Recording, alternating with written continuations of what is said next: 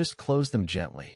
Let your eyelids fall like the softest curtain at the end of a long, long day. A day that is already fading, already becoming distant and unimportant, like footprints washing away at the edge of a great river. Take a breath now, slow and deep. Feel your lungs expand, filling completely, and then let it go. All of it. The thoughts that followed you here, the things left undone, the noise of the waking world. Let them dissolve like sand carried away by a slow wind across endless dunes, grain by grain, thought by thought, until nothing remains but stillness. Breathe in again, and this time, as you exhale, feel your body growing heavier, your shoulders dropping, your jaw unclenching, the muscles behind your eyes softening. Let your hands rest open and still, palms turned upward, receiving nothing but peace.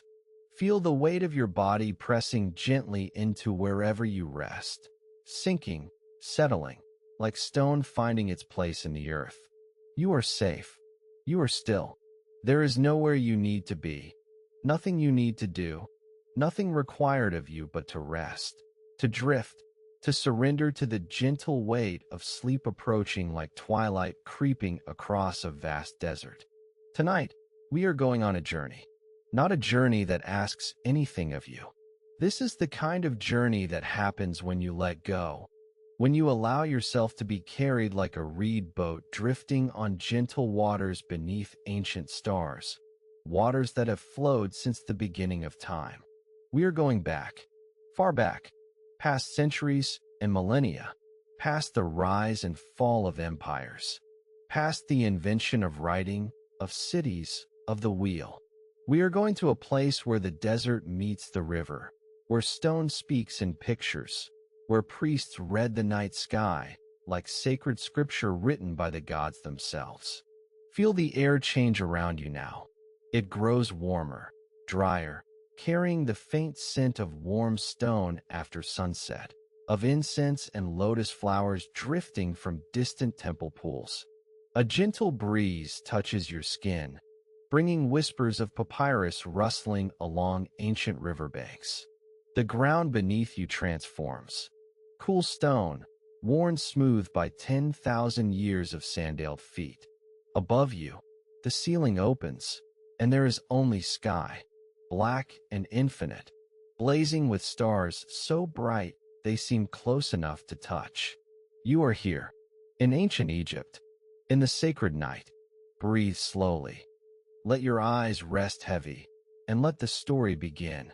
5,000 years ago, in the narrow green ribbon of land along the Nile River, one of the greatest civilizations in human history began to dream itself into existence, slowly, deliberately, as if the very earth were waking from a long sleep and deciding, at last, to remember what it could become.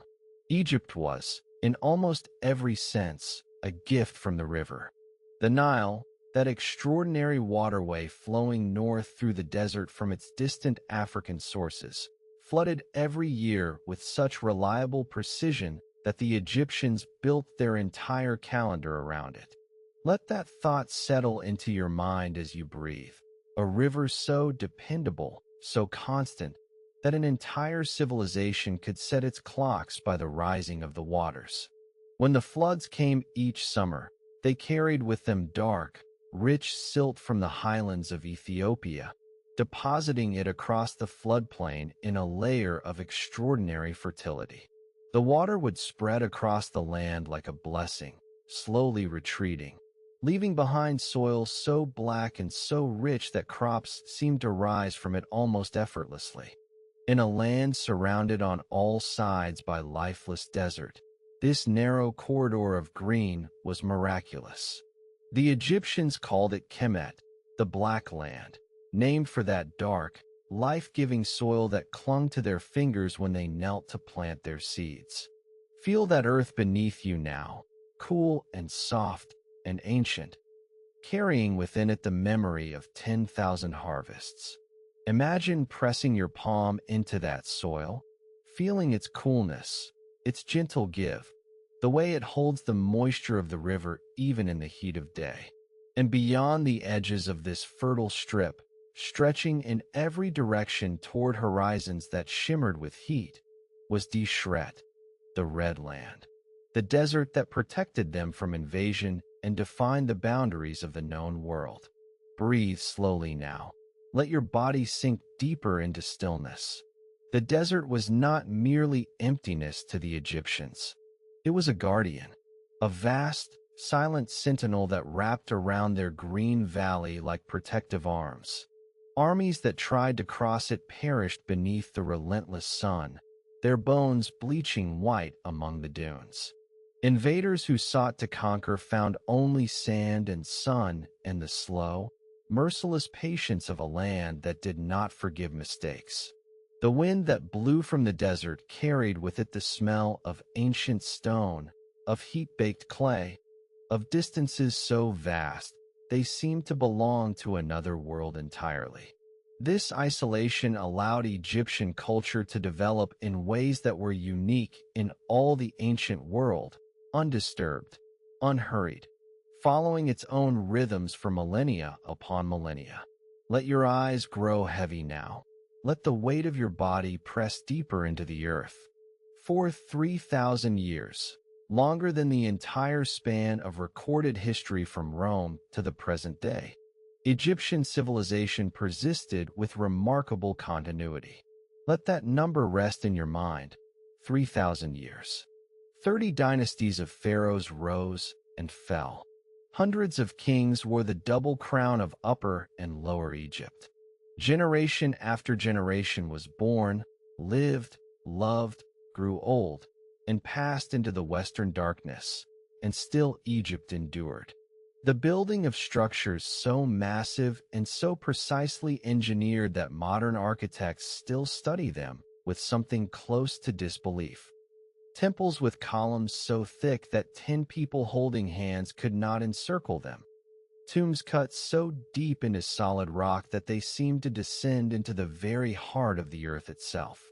Think, for a moment, about what 3,000 years means. 3,000 years ago from today, the Trojan War had already passed into legend. Rome had not yet been founded. It was still just a collection of small villages on 7 muddy hills beside a river. The Greek Golden Age lay centuries in the future. Buddha had not yet been born. Confucius had not yet spoken his first wisdom. 3,000 years is an almost incomprehensible span of human time, longer than most civilizations survive, longer than most languages remain spoken, longer than mountains take to wear away beneath the patient work of wind and rain. An Egyptian civilization was already ancient when Rome was young. When Greek philosophers traveled to Egypt to study, they walked through temples that were already 1,000 years old. They gazed upon pyramids that had stood for 2,000 years, monuments so old that they inspired the same wonder in ancient Greeks that they inspire in us today. Imagine standing before those pyramids as Herodotus did, craning your neck to see their summits, feeling the same smallness, the same awe, the same humbling recognition that you stood in the presence of something that transcended ordinary human achievement. The civilization that emerged along the Nile was shaped by geography in profound ways.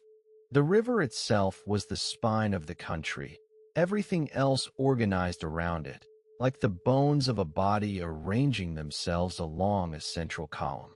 Farming villages clustered along its banks, their mud brick houses pressed close together for shade and companionship. The narrow streets between them were alive with the sounds of daily life. Children laughing, donkeys braying, the rhythmic thump of grain being ground into flour. Temples were built to face the water, their great stone pylons reflected in the slow-moving current at dawn. Markets sprang up where the river bent, where boats could easily dock and unload their cargoes of grain and linen and precious stones from distant lands. Feel your breath slow now. In and out. In and out. Let each exhale carry away the tension in your shoulders, your neck, Your jaw? The dead were buried on the western shore, in the land where the sun set, where darkness began its nightly reign. Every evening, the Egyptians watched Ra, the great sun god, descend into the western horizon, beginning his perilous journey through the underworld. And every morning, they watched him rise again in the east, reborn, victorious over the darkness, proof that death was not the end. This daily miracle shaped their understanding of everything. The sun died each night. The sun was reborn each morning. And if the sun could make such a journey, perhaps the human soul could too. The Egyptians divided the world into two fundamental halves, the living and the dead, the east and the west, the day and the night, the fertile black soil and the barren red desert. And far from fearing this division, they embraced it. They understood that existence itself was built upon such dualities, that light needed darkness to define it, that life needed death to give it meaning. There was a balance in this understanding, a harmony, a recognition that the universe was not chaos but order, not randomness but pattern, not meaningless noise but a song with structure and purpose. Death was not an ending. It was a transformation, a passage, a journey from one kind of existence to another. The soul did not simply vanish when the heart stopped beating. It began a new chapter, a new adventure through realms of shadow and judgment, and, ultimately, eternal light. The Egyptians spent their lives preparing for this journey. They accumulated the knowledge they would need. They gathered the spells and prayers that would serve as maps through the darkness.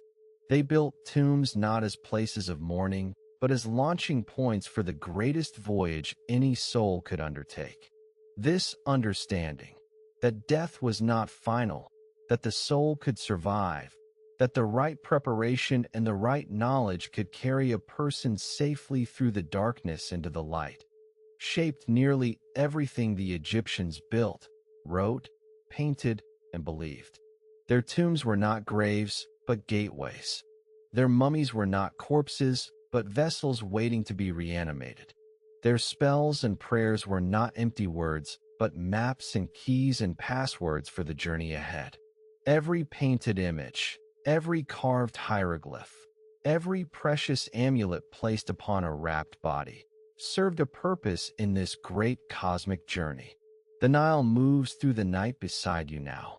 You can hear it, that steady, ancient sound of water moving over stone and sand, whispering secrets in a language older than words.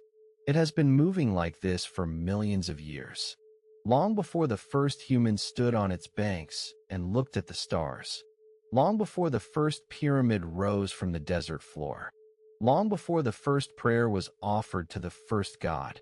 The river does not hurry. The river does not worry.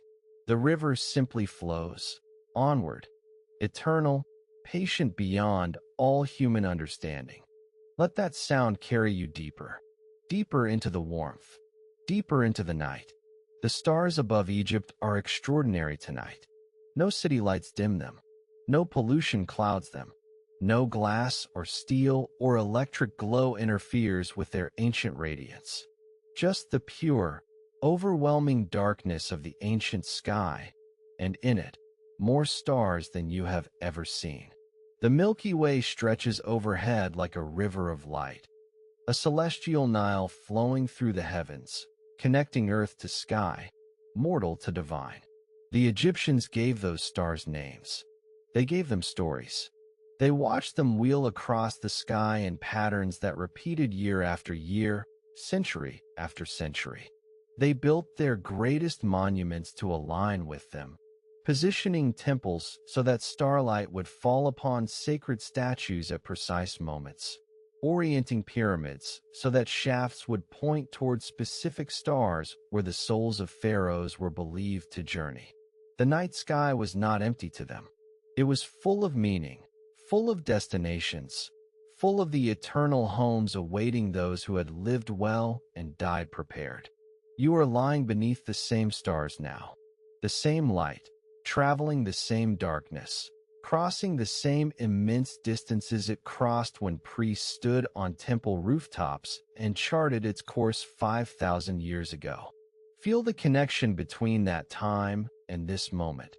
Feel how the starlight bridges the centuries, how the darkness holds you just as it held them. Breathe slowly and listen. The night is speaking, the river is moving, and somewhere in the darkness ahead, the story continues to unfold. To understand Egypt, you must first understand the Nile at night. During the day, the river was a place of work, of fishing boats and papyrus skiffs, of farmers drawing water for their crops, of merchants moving goods between cities. The air hummed with activity, with the calls of boatmen and the splash of oars, with the lowing of cattle being led to drink at the water's edge.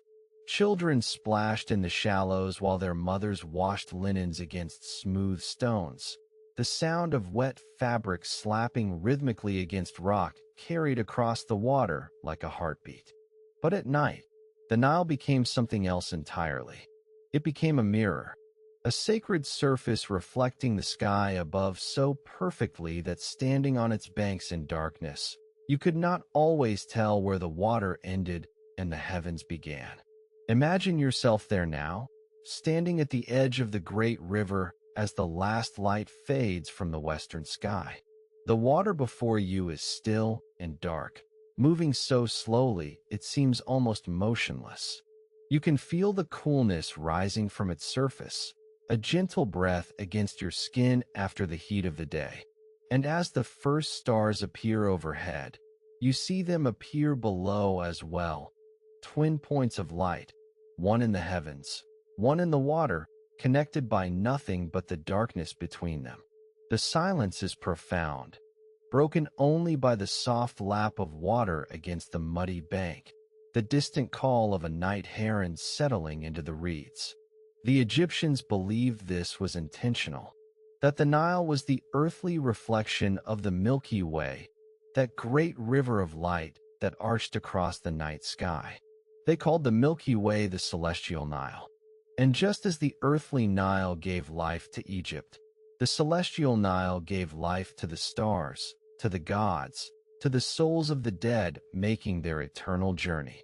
When someone died, their spirit was said to travel along this river of light, sailing through the darkness toward the field of reeds, the Egyptian paradise where the crops grew tall and the water was always sweet and the soul could rest forever in peace.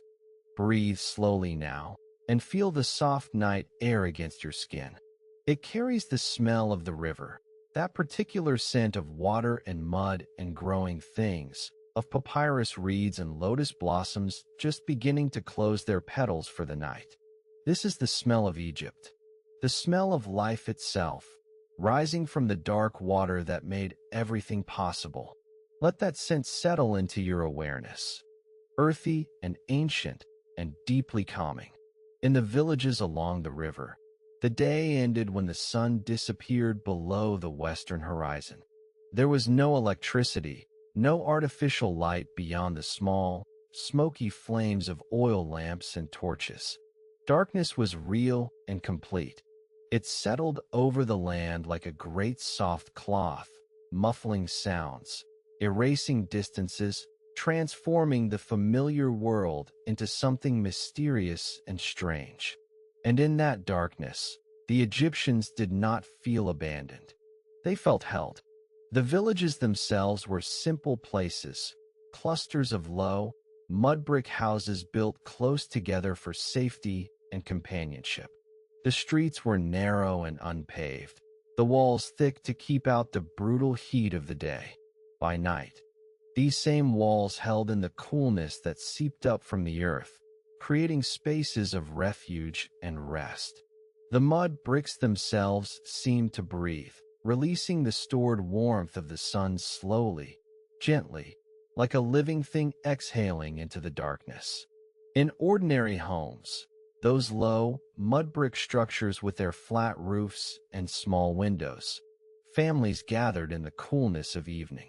Mothers nursed infants, humming soft songs that had been passed down through generations, melodies without words, ancient as the river itself. Children fell asleep on woven mats, their small bodies warm and heavy with the exhaustion of play, their breaths slowing into the deep rhythm of dreamless rest.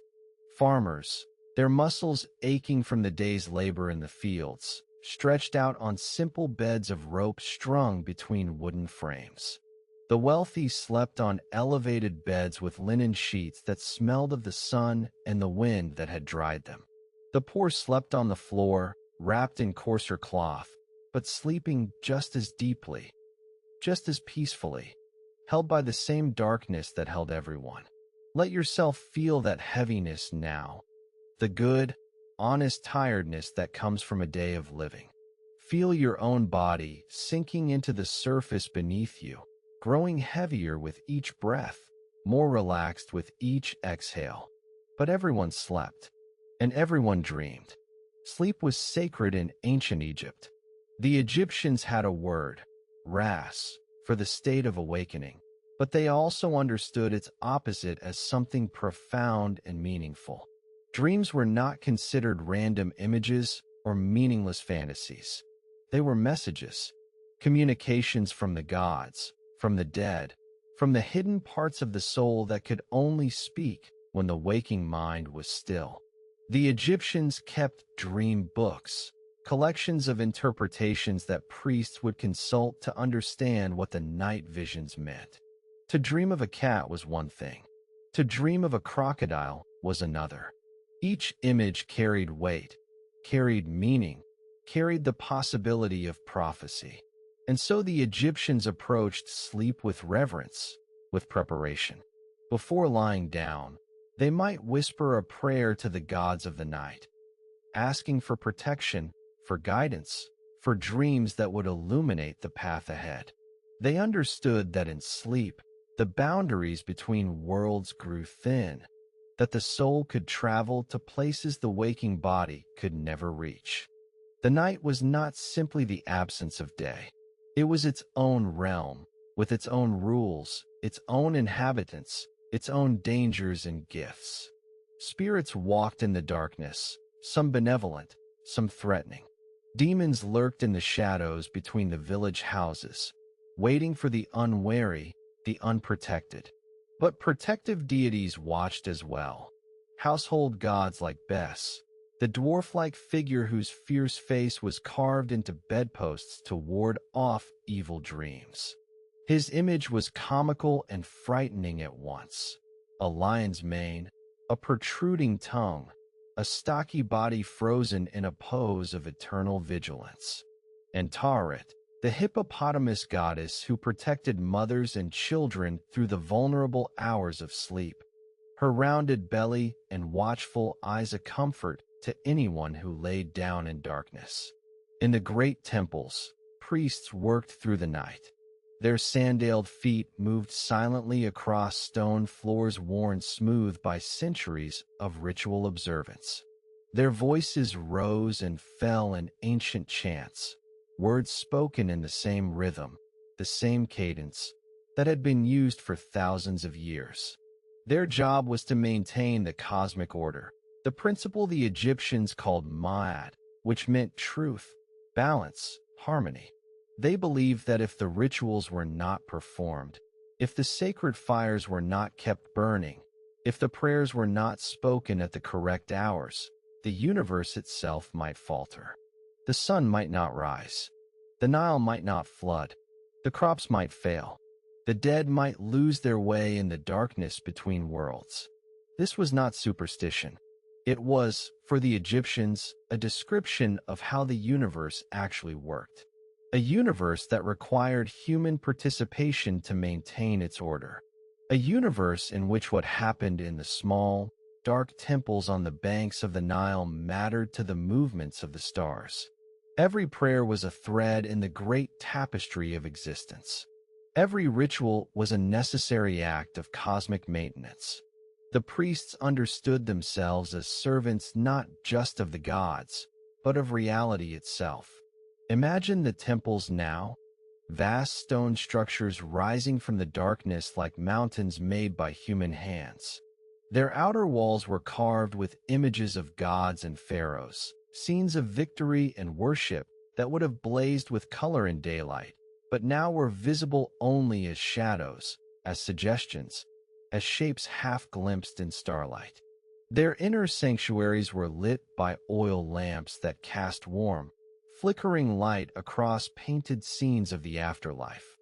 Images of the deceased standing before Osiris, god of the dead, their hearts being weighed against the feather of Maat to determine their eternal fate. The smell of burning incense filled these spaces. Kifi, the sacred night incense of Egypt, made from 16 ingredients including honey, wine, raisins, and myrrh. The preparation of Kifi was itself a sacred act, performed with prayers and rituals at each stage. The priests would grind the ingredients slowly, methodically, speaking words of power over the mixture as it took shape. The final product was a smell so complex and ancient it seems to carry the weight of centuries, sweet and warm and mysterious, curling through the air like visible prayer, like sleep made fragrant. Let that scent drift through your awareness now, warm and sweet and ancient. Let it carry you deeper into relaxation, deeper into the space between waking and dreaming. In the inner sanctuary, behind layers of gates and doorways, each more sacred than the last, stood the statue of the god. It might be Ammonius, the hidden one, whose true form could never be seen. It might be Ta, creator of all things, or Hathor, goddess of love and music and joy. Whatever deity resided there, the statue was not considered a representation of the god. It was the god, or rather, the place where the god's spirit chose to dwell, the physical anchor that allowed the divine to be present in the world. Every morning, the chief priest would open the shrine, wash the statue with sacred water, anoint it with precious oils, dress it in fresh linen garments. He would offer food and drink, burn incense, speak the ancient prayers. Every night, the shrine would be sealed again. The god returned to the darkness, to the hidden realm from which all things emerge and to which all things return. Let your own eyes feel heavy now. Let the flickering lamplight dim behind your eyelids. Let the smell of incense drift through your awareness, warm and comforting, carrying you toward rest. You are in the temple. You are safe. The thick stone walls hold the coolness of the earth. The air is still and peaceful. Somewhere in the distance, you can hear the soft murmur of priests chanting, their voices blending together into a single, continuous sound, like the hum of the universe itself, like the voice of the night made audible. Outside, the village sleeps. The farmers dream their dreams. The children lie curled on their mats. And the priests are keeping their vigil, as they have kept it every night for thousands of years. The sacred fires are burning. The prayers are being spoken. The cosmic order is being maintained. Breathe in and let yourself sink a little deeper into the warmth beneath you. Feel the weight of your body growing heavier, more relaxed, more at peace. The stone is smooth and cool. The night air is soft. Outside, the Nile moves in its eternal course, carrying its dark waters northward toward the sea, just as it did when the pyramids were new, just as it did when the first pharaohs walked its banks, just as it will continue to do long after all human memory has faded. The river does not hurry, it simply flows, and you can let yourself flow with it, drifting slowly, gently, carried by currents older than time. And somewhere above you, the stars of Egypt will slowly overhead, tracing their ancient paths across the darkness, as they have done for 5,000 years. The same constellations the priests watched, the same lights the farmers saw before closing their eyes, the same eternal patterns that promised, night after night, that the darkness would end, that the sun would return, that life would continue its endless, sacred cycle. Rest now. Let your breathing slow. Let the night hold you as it held them, all those centuries ago, in the land beside the river, beneath the watching stars. The centuries are passing now, like clouds drifting across the face of the moon, like sand shifting slowly in the wind. The old kingdom rises and falls. The middle kingdom rises and falls. The new kingdom reaches its height of power and then, slowly, begins to fade. The temples grow silent. The priests are gone. The villages crumble back into the earth from which they were built. But the river continues to flow, and the stars continue to turn, and the secrets of Egypt sink slowly beneath the sand, waiting, patient, eternal. In the year 1922, a British archaeologist named Howard Carter stood at the entrance to a small tomb in the Valley of the Kings and peered into a darkness that had not been disturbed for more than 3,000 years. The air that met him was stale, ancient, carrying the faint mineral scent of limestone and something else, something indefinable, the breath of centuries sealed away from the living world. Picture him there, if you will, as your own breathing slows and deepens. Picture the harsh Egyptian sun beating down on the rocky valley behind him, the workers standing at a respectful distance, the anticipation hanging thick in the desert air. Carter held a candle in his trembling hand, its small flame flickering in the draft that escaped from the newly opened passage. Dust motes swirled in the golden light, ancient particles disturbed for the first time since the priests had sealed this chamber, since they had swept their footprints from the corridor and walked away into a world that no longer exists. His patron, Lord Carnarvon, stood beside him in the narrow passage, barely able to contain his impatience, and asked the question that would echo through history. "Can you see anything?" Carter replied, his voice barely above a whisper. "Yes, wonderful things." What he saw, when his eyes adjusted to the lamplight, when the candle's glow reached into the chamber beyond, was a room filled with gold. Everywhere his gaze fell, gold gleamed back at him. Gilded furniture stacked haphazardly, as if the movers had been in a hurry, as if they had been working against time itself. Alabaster vases stood in clusters, their surfaces smooth as cream, translucent when the light passed through them.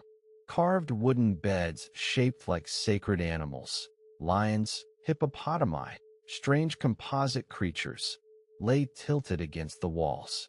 A golden throne caught the light and held it, its arms carved into the shapes of protective serpents, its back inlaid with a scene of such delicate beauty that Carter felt tears prick his eyes.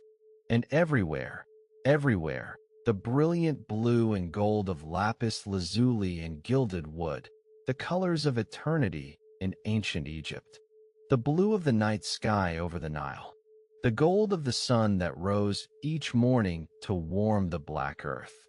These colors surrounded Carter like a promise, like a message sent across 30 centuries, saying, "We were here, we lived, we loved, we believed in forever." Let your eyes rest heavy now as we continue this journey together. Let the weight of the day begin to lift from your shoulders. The tomb belonged to a young pharaoh named Tutankhamun. He had ruled for only about 9 years, ascending to the throne as a child of 8 or 9, dying when he was around 19 years old, sometime around 1323 BC. In the long chronicle of Egyptian history, spanning 3,000 years and hundreds of kings, he was a minor figure, a footnote, a boy king who inherited a troubled realm and died before he could truly shape it. His name was nearly forgotten, his tomb lost beneath the rubble of later construction, his memory fading into the vast silence of the desert. And yet the contents of his tomb, the smallest, least impressive tomb in the Valley of the Kings, a cramped series of chambers hastily prepared for a king who died, before his proper burial place could be completed, filled an entire wing of the Cairo Museum. More than 5,000 objects, chariots and jewelry, musical instruments and board games, clothing and furniture, weapons and walking sticks. Everything a young king might need in the afterlife. Everything that love and duty and ancient ritual demanded. Imagine, then, as sleep draws closer and your body grows heavier, imagine what the great tombs must have held. The tomb of Ramesses the Great, who ruled for 67 years and built monuments across the length of Egypt. The tomb of Khufu, builder of the Great Pyramid, whose burial chamber lay at the heart of the largest structure ever built by human hands. If a minor king, a boy who died too young, was buried with such splendor, what treasures accompanied the pharaohs whose names still echo through time? We will never know. The great tombs were plundered long ago, their treasures scattered, melted down, lost to history. Only Tutankhamun's small, hidden chamber survived intact, protected by its very insignificance, buried beneath the debris of a later tomb's construction and forgotten for 3 millennia. Breathe slowly now. Let your mind drift through these ancient halls. The pharaohs of Egypt were not merely kings. They were gods, or rather, they were the earthly embodiment of Horus, the falcon god, the divine king, the son of Osiris. When a pharaoh died, he became Osiris himself, the god of the dead, the lord of the underworld, the judge of souls, the promise of resurrection. And his successor became Horus, the living king, maintaining the divine order that kept chaos at bay, that ensured the Nile would flood and the crops would grow and the stars would turn in their eternal courses. This was not a metaphor to the ancient Egyptians. It was not symbolic or poetic or abstract. They experienced it as literal truth, as real as the river that gave them life, as certain as the sun that rose each morning over the eastern hills. The pharaoh was the hinge between the human world and the divine, the living link between heaven and earth, between order and chaos, between life and death. Without him, without the proper rituals performed in the proper way, the connection would be broken. And so his burial had to be performed with absolute precision. Every prayer spoken correctly, every gesture made exactly as the ancient traditions prescribed, every ritual object placed precisely where it belonged, every passage of the sacred texts inscribed on the walls with perfect, unwavering accuracy. Because the pharaoh's soul would need all of it. The spells that would protect him from demons. The maps that would guide him through the darkness of the underworld. The passwords for each of the 12 gates he would pass through on his night journey toward resurrection. The correct responses when the gods questioned him, challenged him, tested his worthiness to join them in eternity. The precise way to address Osiris on his throne of judgment, to address Anubis, the jackal-headed guardian of the dead, to address the 42 divine assessors who would judge his heart against the eternal standard of truth. Let your body sink deeper into rest now. Feel the mattress supporting you, cradling you, as the ancient earth cradled those sacred tombs. The Book of the Dead, which the Egyptians themselves called the Book of Coming Forth by Day, was not a single book but a vast collection of texts that evolved over centuries, growing and changing as generation after generation of priests and scribes added their wisdom to the tradition. Different chapters were used at different times, for different purposes, by different people.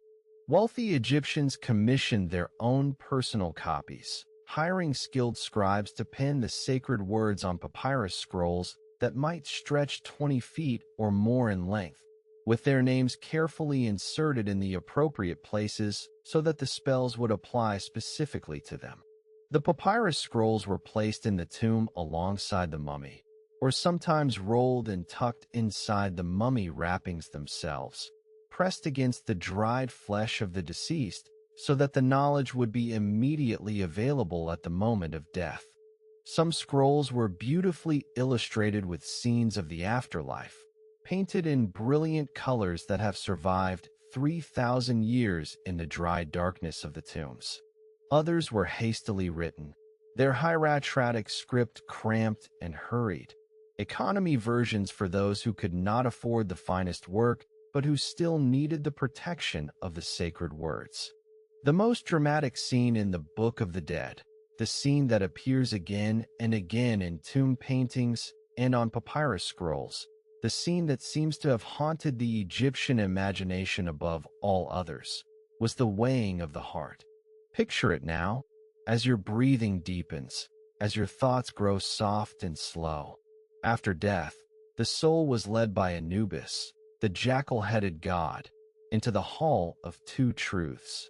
Imagine this vast ceremonial space, its ceiling lost in shadow, its columns carved with sacred texts, its walls painted with scenes of judgment and resurrection. Osiris sat enthroned at the far end, his green skin the color of growing things, of resurrection, of life emerging from death.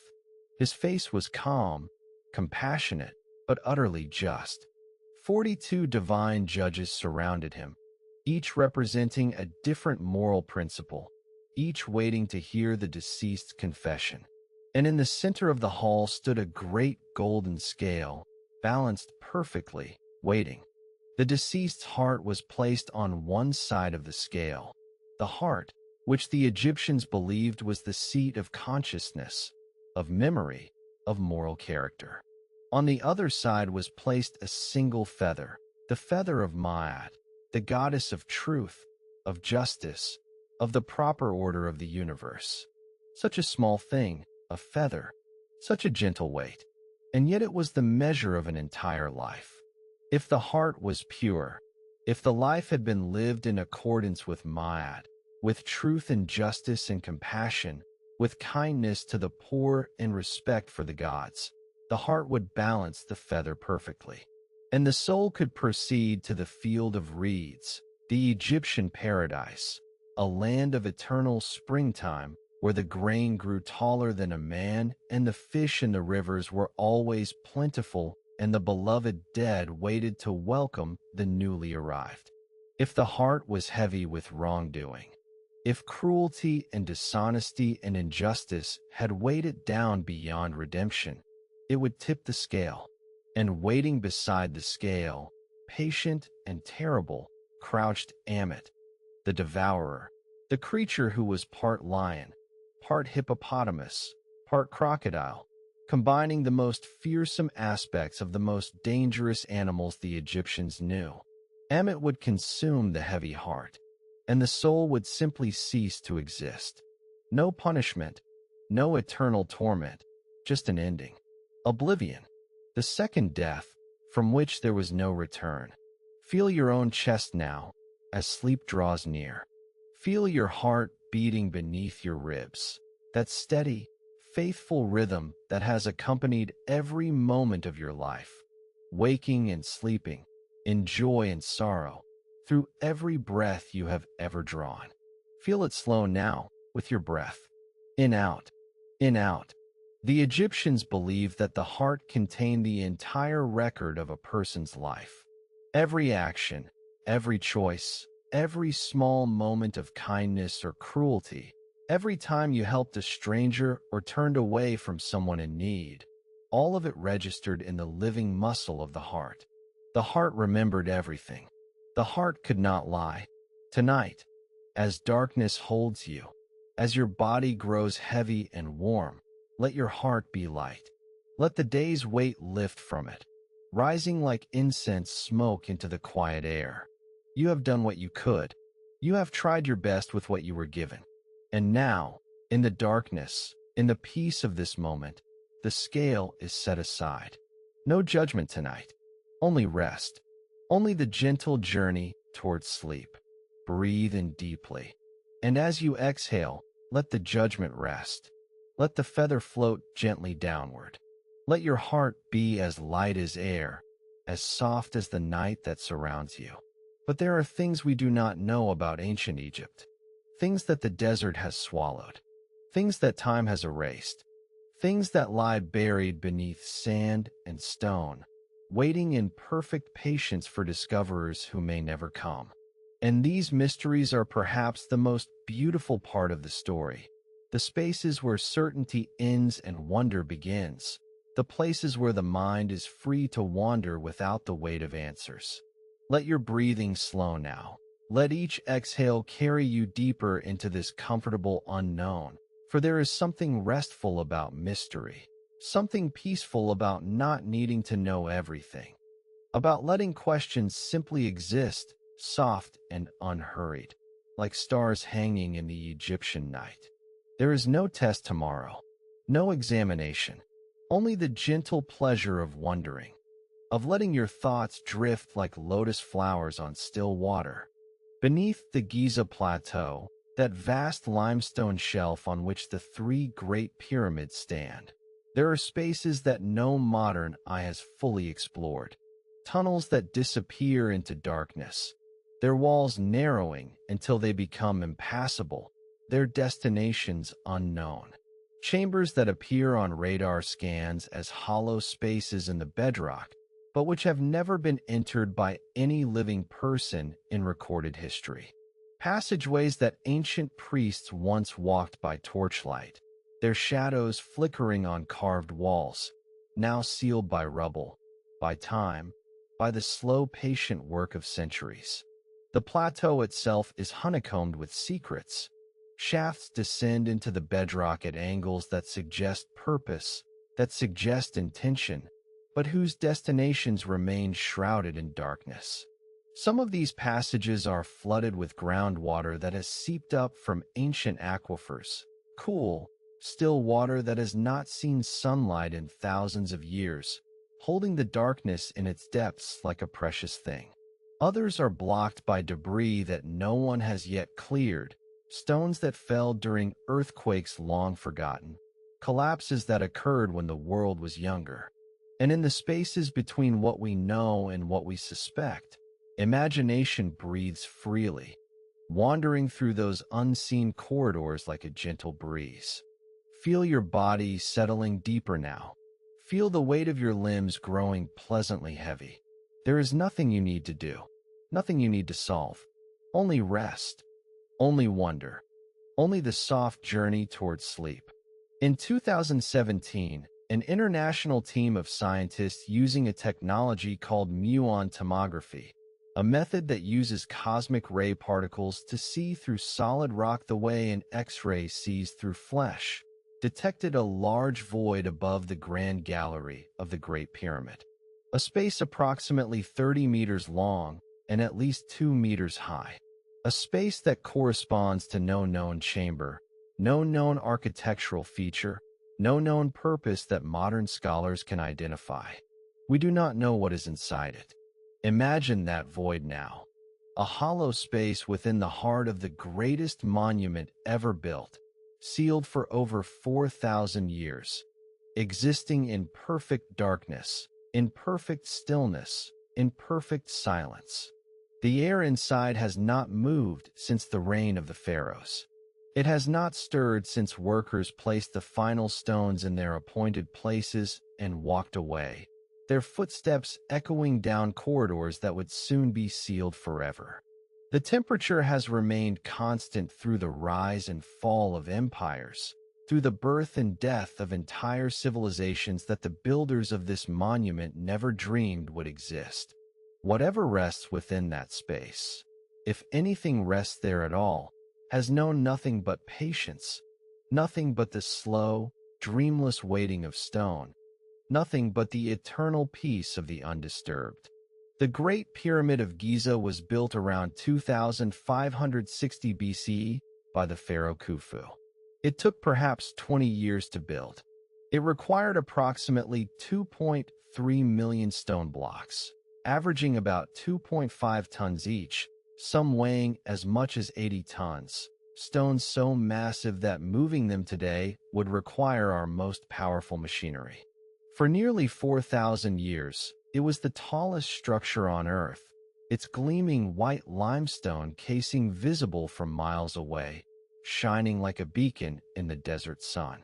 And after 4.5 millennia of study, exploration, and modern technology, it is still keeping secrets, still holding its silence, still guarding whatever truths it was built to protect. Let that thought settle into you like warmth, like the feeling of sinking deeper into soft cushions, like the gentle heaviness that comes before sleep. There is no urgency to solve these riddles. There is only the gentle pleasure of contemplation, of letting your mind drift through ancient corridors, of wondering without needing answers, of being at peace with not knowing. Archaeologists have long believed that the Sphinx, that enormous limestone figure with a human head and a lion's body, crouching on the plateau before the pyramids, may have been built much earlier than the surrounding monuments. Some researchers, studying patterns of erosion on its body, have suggested that the weathering could only have been caused by sustained heavy rainfall, rainfall that the Egyptian climate has not seen for at least 7,000 years, perhaps longer. If this is true, the Sphinx is older than we thought. Much older. Older than the pyramids that surround it. Older than the dynasty that supposedly built it. Older perhaps than any structure still standing on this earth. An enigmatic figure, staring east toward the rising sun with an expression that is weathered into mystery, predating everything we thought we knew about the beginning of Egyptian civilization. Picture it now, the Sphinx sitting alone on the plateau in an age before history, before the pyramids rose behind it, before the civilization we call ancient Egypt even existed. Rain falling on its limestone back, real rain, heavy and constant, carving channels into the stone over centuries, over millennia, over spans of time that the human mind struggles to comprehend. The land around it green with vegetation, rivers flowing where now there is only sand. What did it watch? What did it guard? And who carved it from the living rock in that forgotten time, using tools and techniques that have left no trace? Breathe slowly now. Let your eyes rest heavy. Let your thoughts drift like clouds across a twilight sky. Beneath the Sphinx's paws, ancient texts speak of a hall of records, a hidden chamber where the wisdom of a lost civilization was preserved. Surveys using ground-penetrating radar have detected anomalies beneath the statue. Cavities, spaces, hollows in the bedrock that might be natural formations carved by water over eons, or might be something else entirely. Chambers waiting in the darkness for someone to find them. The Egyptian authorities have not permitted excavation. And so the question remains suspended, like a feather drifting on still air, like a thought that hovers at the edge of sleep, like a dream that is not yet fully formed. The ancient Egyptians themselves wrote about lost knowledge, about wisdom that had existed before the flood, before a great catastrophe that they believed had destroyed a previous civilization, washing away its cities, drowning its people, erasing almost all trace of its existence. The Egyptians called the survivors of this catastrophe the Shemsu Hor, the followers of Horus, mysterious beings who were said to have lived in Egypt long before the historical pharaohs, bringing with them arts and sciences from an earlier world, carrying the last embers of a fire that had once burned bright. Who were they, these followers of Horus? The texts describe them as intermediaries between the gods and men, as keepers of sacred knowledge, as the ones who remembered what others had forgotten. They appear in king lists that stretch back before recorded history, into ages that the Egyptians themselves considered mythical, into times so distant that even the ancient ones spoke of them as ancient. And yet they wrote about them as if they were real, as if they had truly existed, as if somewhere, in the mists of a time before time, there had been teachers who carried the flame of an older wisdom through the darkness of catastrophe. And in the temples at Dendera, Edfu, and Abydos, carved on the walls in hieroglyphs that scholars have only partially decoded.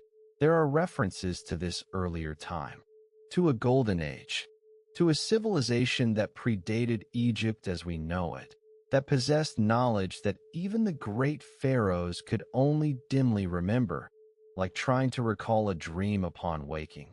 The walls of these temples speak of something called Zep-Tepi, the first time, an era when the gods walked the earth and established the patterns that all later generations would follow. Was this simply myth? A story told to give meaning to existence? Or was it a memory, distorted by time, of something real?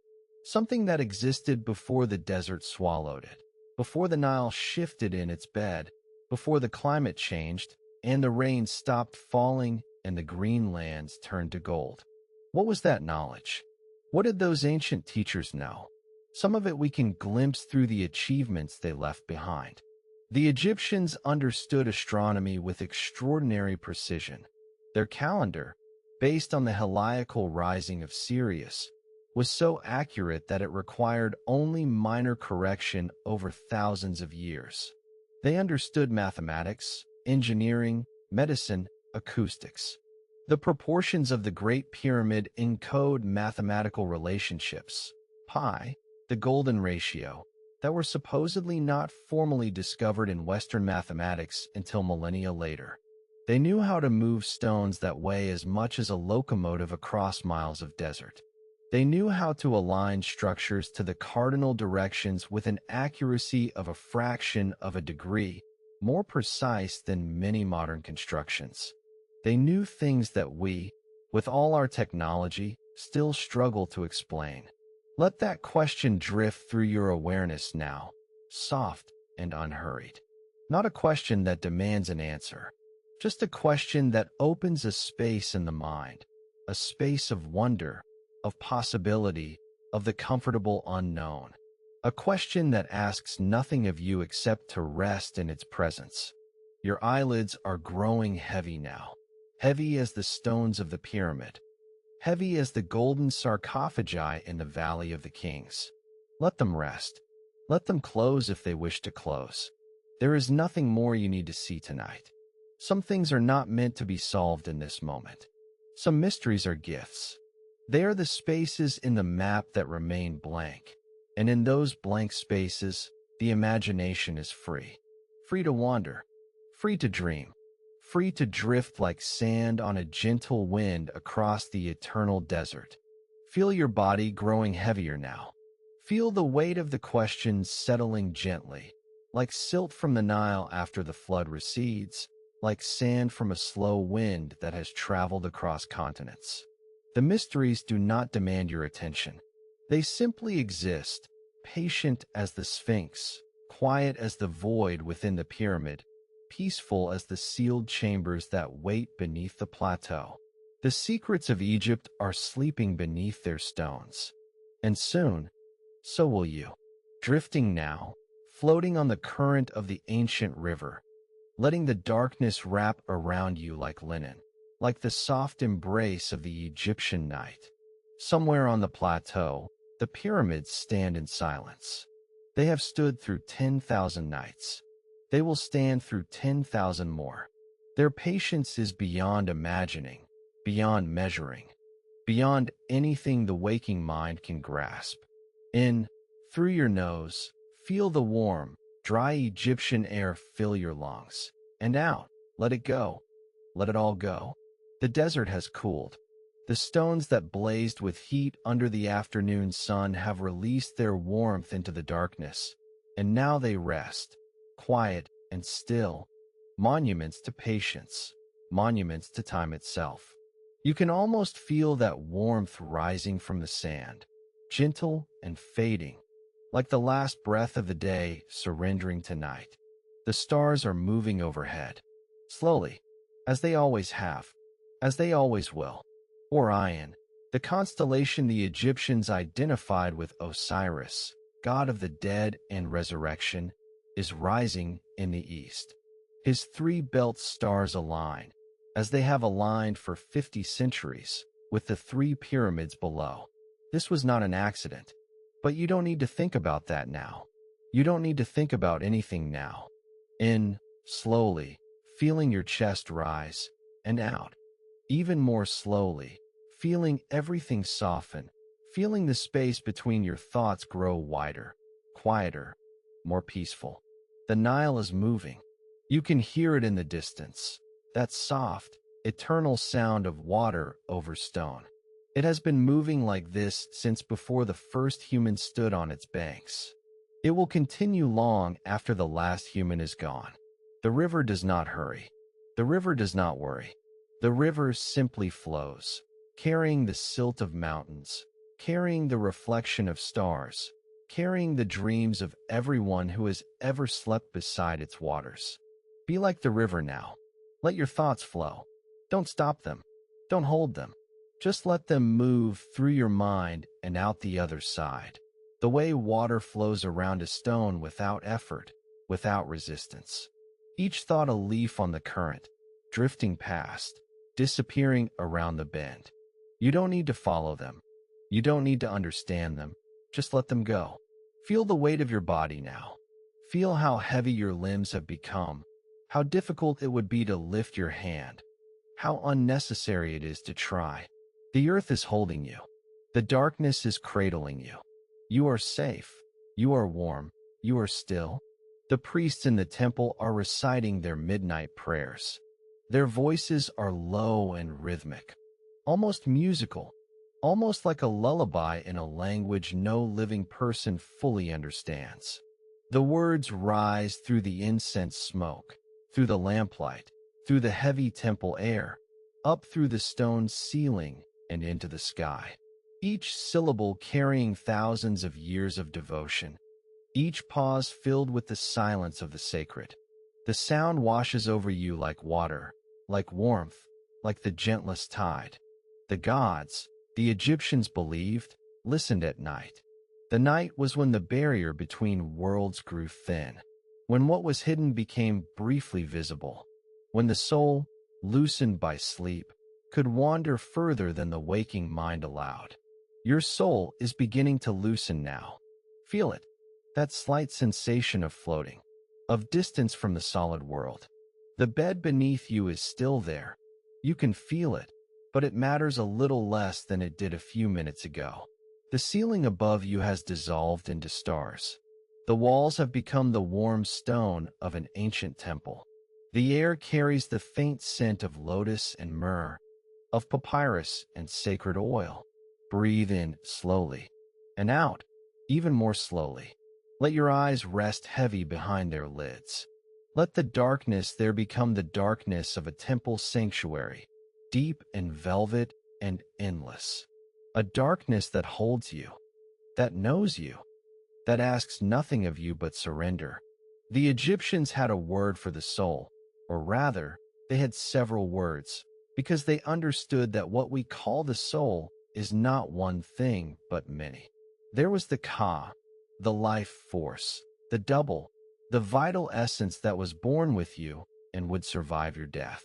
There was the Ba, depicted as a bird with a human head, the aspect of the soul that could move between worlds, that left the body during sleep and during death to travel freely. Your Ba is preparing to travel now. It doesn't need directions. It knows the way. It has always known the way. Through the chamber of stars, across the field of reeds, into the quiet place where sleep lives. You can feel it stirring, gentle as a breath, ready to drift free while your body rests here, held by the earth, held by the night. The weight of your body sinking into the earth beneath you. The weight of the day lifting away like morning mist from the surface of the Nile. The warm stone beneath your back. The cool night air on your face. The distant sound of water. Always the water. Always flowing. Always carrying you deeper. The stars are turning. The river is flowing. The pyramid stands in its ancient silence, holding its secrets, holding its stones, holding the dark. And you are becoming part of that silence now, part of that stillness, part of the endless Egyptian night. Your breathing has slowed to match the rhythm of the universe itself. In, pause, out, pause, like the tide of some cosmic sea, like the pulse of light from a distant star. Each breath slower than the last, each exhale longer, softer, more complete. The history is fading now, the facts dissolving, the names of kings and the dates of dynasties. None of it matters here, none of it matters now. There is only the darkness and the warmth and the ancient peace that has always been waiting for you. Somewhere in the distance, so faint you can barely hear it, a night bird calls across the water. Once, twice, then silence.